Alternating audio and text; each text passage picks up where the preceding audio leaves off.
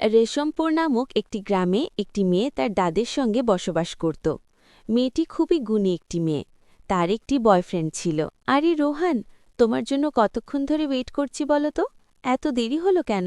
তুমি বলছো না তোমার মায়ের সাথে আমাদের বিয়ের ব্যাপারে কথা বলবে? কখন বলো তো? আমি আমার মাকে বলবো আমি তোমাকে বিয়ে করতে চাই, আর আমার মা আমার উপরে কথা বলে না। মা দেখতেছে আমাকে মেনে নিবে, তুমি তা নিয়ে চিন্তা করো না। আর আমার একটা ছোট ভাই আছে, তার নাম নিলয়। আমি তার সাথে কথা বলবো বিয়ের ব্যাপারে। তুমি আমাদের বিয়ের কথা বলো তোমার মায়ের সাথে। তুমি তোমার মায়ের সাথে কথা বলে আমাকে বিয়ের ডেটটা জানিও। আর তোমার না ভাই আছে, ওকেও জানিও। আজ তাহলে আমি যাই। মা, মা শোনো না, আমি একটা মেয়েকে পছন্দ করি আর আমি ওকেই বিয়ে করব। ও আমাকে খুবই ভালোবাসে। তুমি সবার সাথে কথা বলো বিয়ের ব্যাপারে, নিলয়ের সাথেও বলো। তা বুঝি? মেয়েটা কি সুন্দর আছে? আর ওদের টাকা পয়সা আছে তো নাকি? আমি তোকে বলেছি ভালো একটা মেয়ের সাথে প্রেম করতে, আর তুই কার সাথে করেছিস কে জানে। ও কামকাজ করে নাকি জানিস তুই? হ্যাঁ মা।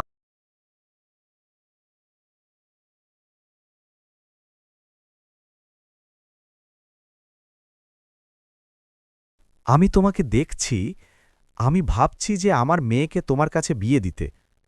তুমি আমাদের এত ভালো এমপ্লয়ি, তোমার কারণে আমাদের ব্যবসায় অনেক লাভ হয়েছে। তাই আমি চাচ্ছি যে আমার মেয়েকে তোমার কাছে বিয়ে দিতে, এবং তুমি আমার মেয়েকে বিয়ে করলে সব সম্পত্তি তোমার নামে লিখে দেব। এখন তুমি ভেবে দেখো। আচ্ছা স্যার, আমি মাকে বলে দেখব আমাদের বিয়ের ব্যাপারে। বাসায় বিয়ের ব্যাপারে কথা বলবো যে তাড়াতাড়ি বিয়ে করতে পারে। আর স্যার, আপনাকে আমি পরে সিদ্ধান্ত জানাবো। তার মেয়ে অনেক অনেক সুন্দর। এখন আমি তো ওনাকে কি বলবো বলো তুমি? আমি মায়াকে কত কথা দিয়ে ফেলেছি, এখন আমি কি করব? এত চিন্তা করছিস কেন? বিয়ে করা লাগবে না ওকে। বিয়ে করা লাগবে না। স্যারের মেয়েকে বিয়ে কর, তাহলে অনেক সম্পত্তি পাবি। তোরা জীবনে কাজ করা লাগবে না। ওকে ওর আর কোম্পানির ম্যানেজার বানিয়ে দেবে। তোমার পরিবারটা কথা বলেছে, আমি কি বিয়ের ডেট ঠিক করব? আর আমার মেয়েকে তোমার কথা বলেছি, কিন্তু সে না রাজি নেই। কিন্তু তুমি ওকে মানিয়ে নিবে।